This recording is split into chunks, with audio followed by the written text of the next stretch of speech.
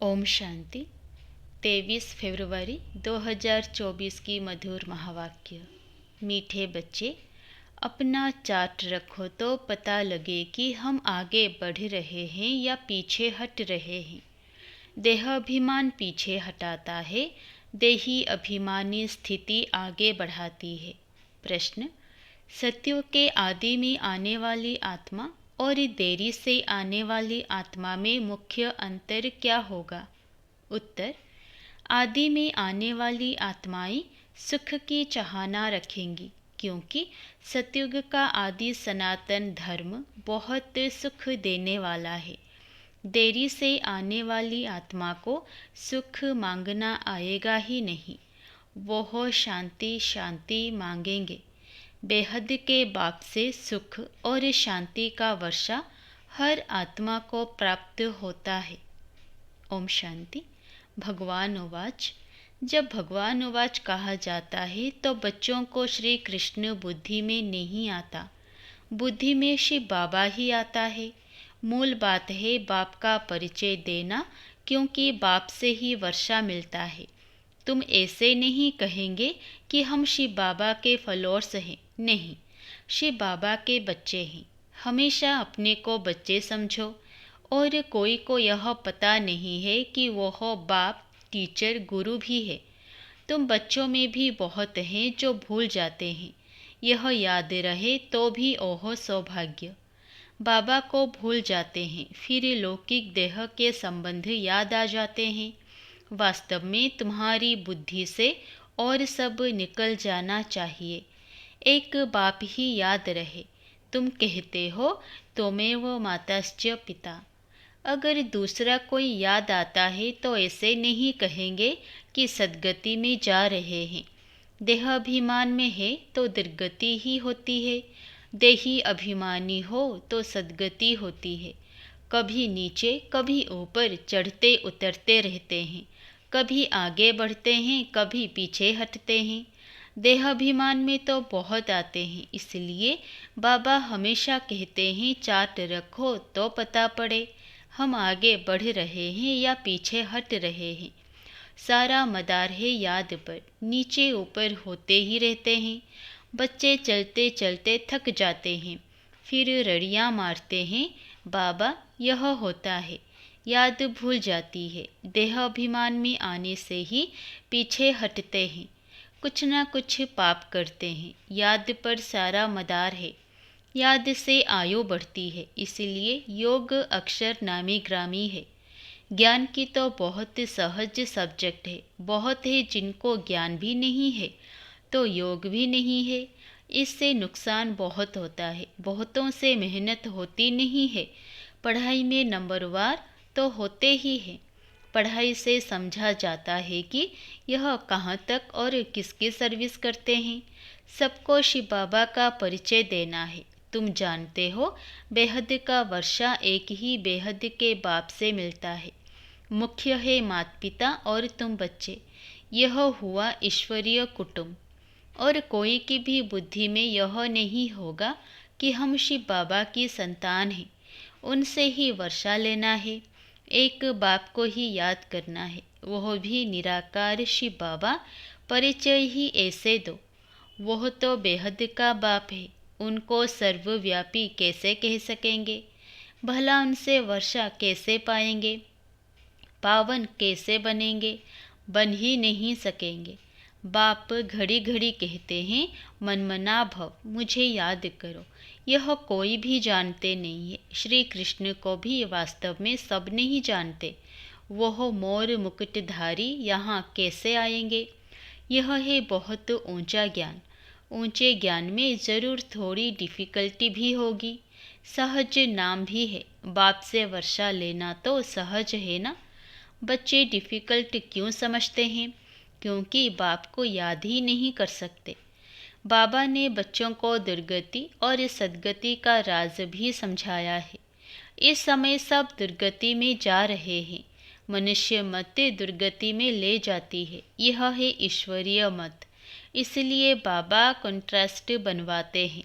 हर एक मनुष्य अपने से पूछे कि हम नरकवासी हैं व स्वर्गवासी हैं। अब सतयुग है कहाँ, परंतु मनुष्य कुछ भी समझते नहीं। सतयुग को भी कल्पना समझते हैं। अनेक मत हैं, अनेक मत से दुर्गति होती है, एक मत से सद्गति होती है। यह तो बहुत अच्छा स्लोगन है।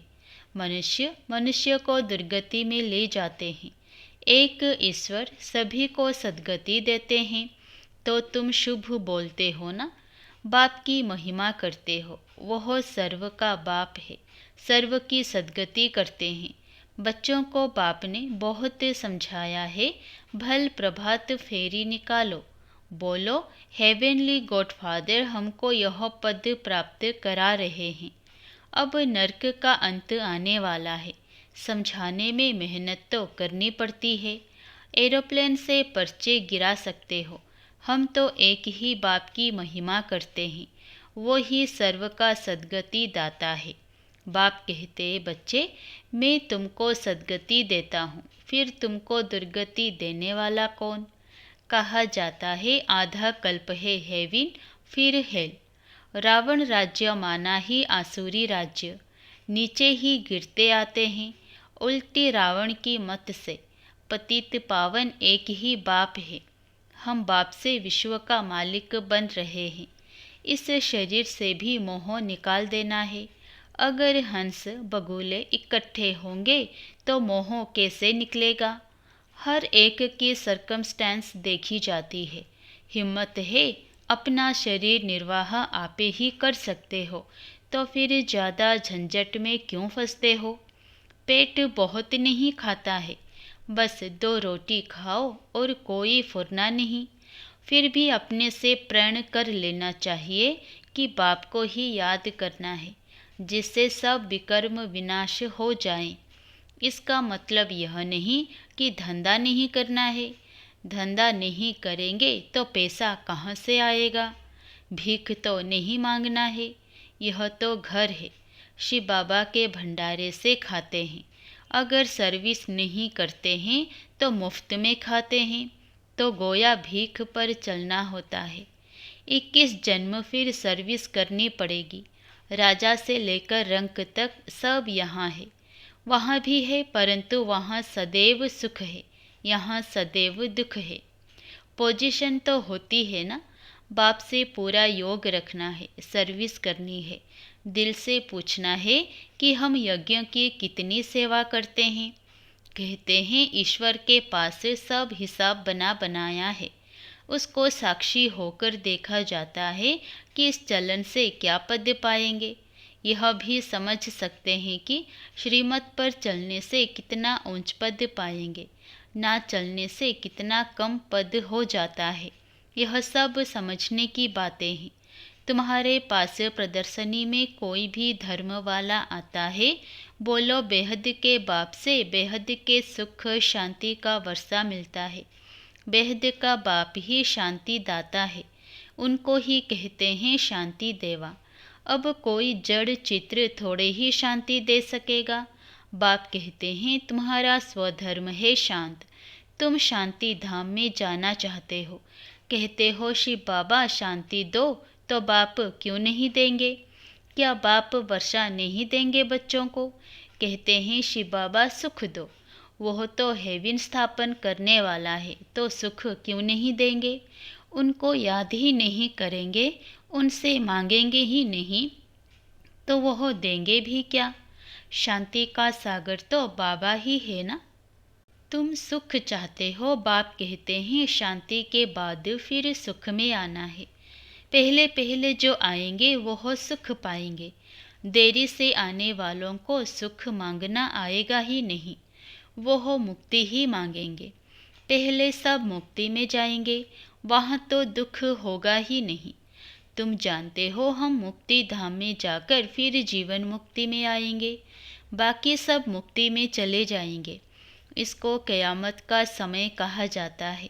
सबका हिसाब किताब चुकत होने वाला है। जानवरों का भी हिसाब किताब होता है ना। कोई कोई राजाओं के पास रहते हैं, उन्हों की कितनी पालना होती है। रेस के घोड़ों की कितनी संभाल होती है, क्योंकि घोड़े तीखे होंगे तो कमाई अच्छी होगी। धनी ज़रूर प्यार करेंगे, यह भी ड्रामा में नोंद है। वहाँ यह होते ही नहीं, यह रेस आदि बाद में शुरू हुई है। यह सारा बना बनाया खेल है। सृष्टि के आदि मध्य अंत को भी अब तुम जान गए हो। आदि में बहुत थोड़े मनुष्य होंगे। हम विश्व पर राज्य करते रहेंगे। हर एक समझ सकते हैं कि हम बन सकते हैं वा नहीं। तुम बहुतों का कल्याण करते हैं, इसमें मेहनत करनी पड़े जबकि बाप मिला है। दुनिया वाले तो आपस में लड़ते झगड़ते रहते हैं, विनाश के लिए क्या क्या बनाते रहते हैं। ऐसे ऐसे बॉम्ब्स बनाते हैं जिससे आग लग जाए। भंबोर को आग कोई कम थोड़े ही लगेगी, बुझाने वाला कोई रहेगा नहीं। ढेर बॉम्ब्स बनाते रहते हैं, उसमें गैस पॉइजन आदि डालते हैं, जो हवा चलने से ही सब खत्म हो जाएंगे। मौत तो सामने खड़ा है, इसलिए बाप कहते हैं वर्षा लेना हो तो ले लो, मेहनत करो, टू मच धंधे आदि में मत जाओ। कितना चिंतन रखना पड़ता है। बाबा ने इनको तो छुड़ा दिया। अब यह छीछी दुनिया है। तुम बच्चों को बाप को याद करना है, जो तुम्हारे विकर्म विनाश हो जाएं और बाप से वर्षा ले लेवे। बहुत प्यार से याद करना है। लक्ष्मी नारायण का चित्र देखने से ही दिल खुश हो जाता है। यह हमारा एम ऑब्जेक्ट है। भल पूजा करते थे, परंतु यह मालूम थोड़े ही था कि हम यह बन सकते हैं। कल पुजारी थे, आज पूज्य बन रहे हैं। बाबा आया तो पूजा छोड़ दी। बाप ने विनाश और स्थापना का साक्षात्कार कराया ना। हम विश्व के मालिक बनते हैं, यह तो सब खत्म होना है। फिर हम क्यों ना बाप को याद करें। अंदर में एक की ही महिमा गाते रहते हैं। बाबा आप कितने मीठे हो। तुम जानते हो हम सब आत्माओं का बाप वो एक ही है, उनसे ही वर्षा मिलता है। हम भक्ति मार्ग में उनको याद करते थे। वह परम धाम में रहने वाला है, इसलिए तो उनका चित्र भी है। अगर आया ना हो तो चित्र क्यों होता। शिव जयंती भी मनाते हैं, उनको कहा ही जाता है परमपिता परमात्मा। बाकी तो सबको मनुष्य या देवता कहा जाता है। सबसे पहले आदि सनातन देवी देवता धर्म था, पीछे और धर्म हुए हैं। तो ऐसे बाप को कितना प्यार से याद करना चाहिए। भक्ति मार्ग में तो बहुत रड़ियाँ मारते हैं, अर्थ कुछ भी नहीं जानते। जो आया महिमा करते रहते हैं। अनेक स्तुतियाँ हैं। बाप की स्तुति क्या करेंगे। तुम ही कृष्ण हो, तुम ही व्यास हो, तुम ही फलाना हो। यह तो ग्लानि हुई। बाप का कितना अपकार करते हैं। बाप कहते ड्रामा अनुसार यह सब मेरा अपकार करते हैं, फिर मैं आकर सर्व का उपकार, सर्व की सद्गति करता हूँ। मैं आया हूँ नई दुनिया स्थापन करने। यही हार जीत का खेल है। 5000 वर्ष का बना बनाया ड्रामा है। इसमें ज़रा भी फर्क नहीं हो सकता। यह ड्रामा का राज बाप बिगर कोई समझा ना सके। मनुष्य मत तो अनेक निकलती रहती है, देवता मत तो मिलती ही नहीं।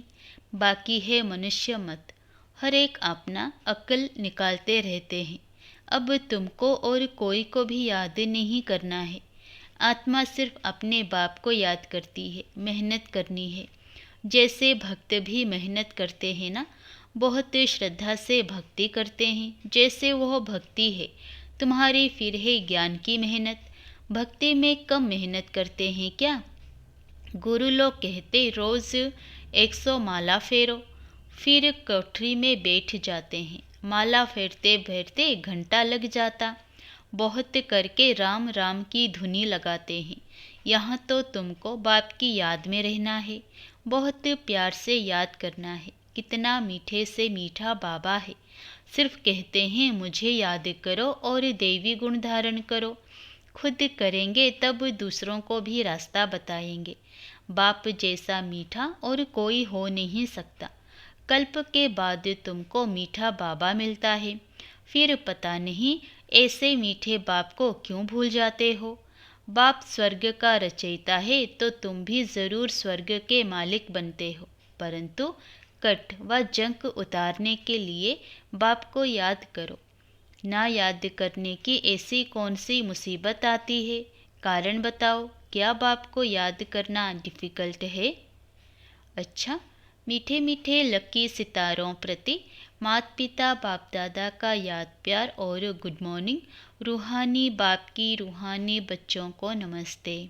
धारणा के लिए मुख्य सार। पहला, शरीर निर्वाह अर्थ कर्म ज़रूर करो, लेकिन टू मच झंझटों में नहीं फंसना है। ऐसा चिंतन धंधे आदि का ना हो जो बाप की याद ही भूल जाए। दूसरा, अनेक मनुष्य मतों को छोड़ एक बाप की मत पर चलना है। एक बाप की महिमा गानी है। एक बाप को ही प्यार करना है, बाकी सबसे मोह निकाल देना है। वरदान, बेहद की वैराग्य वृत्ति द्वारा पुराने संस्कारों के वार से सेफ रहने वाले मास्टर नॉलेजफुल भव। पुराने संस्कारों के कारण सेवा में व संबंध संपर्क में विघ्न पड़ते हैं। संस्कार ही भिन्न भिन्न रूप से अपनी तरफ आकर्षित करते हैं। जहाँ किसी भी तरफ आकर्षण है वहाँ वैराग्य नहीं हो सकता। संस्कारों का छिपा हुआ अंश भी है तो समय प्रमाण वंश का रूप ले लेता है, परवश कर देता है। इसलिए नॉलेजफुल बन बेहद की वैराग्य वृत्ति द्वारा पुराने संस्कारों, संबंधों, पदार्थों के वार से मुक्त बनो तो सेफ रहेंगे। स्लोगन, माया से निर्भय बनो और आपसी संबंधों में निर्माण बनो। माया से निर्भय बनो और आपसी संबंधों में निर्माण बनो। अच्छा, ओम शांति।